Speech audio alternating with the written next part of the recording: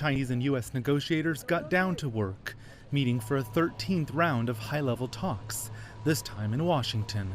Thursday's talks spanning 8 hours behind closed doors. At stake, an almost 16-month trade war between the world's two biggest economies. The goal, to end it, or at least to press pause. The U.S. president first imposed tariffs on China, triggering retaliatory tariffs, and the tit-for-tat that ensued. Early in the day, Trump tweeted, "They want to make a deal, but do I?" Towards the end of the day, the U.S. president seemed more optimistic. We just completed a negotiation with China. We're doing very well. We're having another one tomorrow. I'm meeting with the vice premier over at the White House, and I think it's going really well. I will say, I think it's going really well. Chinese Vice Premier Liu He is leading the delegation from Beijing, which says trade disputes are best resolved through cooperation, not intimidation. Speaking in Australia, Trump's Commerce Secretary defended Washington's approach. America does not love imposing tariffs. In fact, we would prefer not to use them.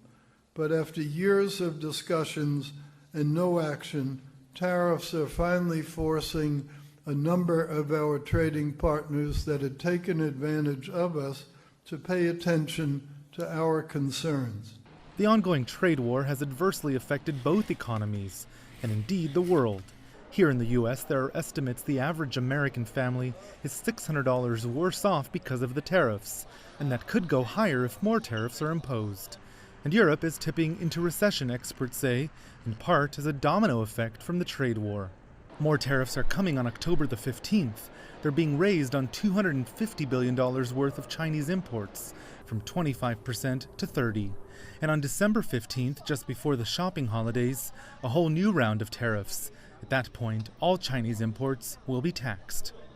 In a concession to the U.S. and perhaps a mini deal, China could agree to buy more American agricultural products. But Washington's big asks, the structural changes to the Chinese economy and greater American access to Chinese technology, well, those will need to be negotiated over a longer period of time.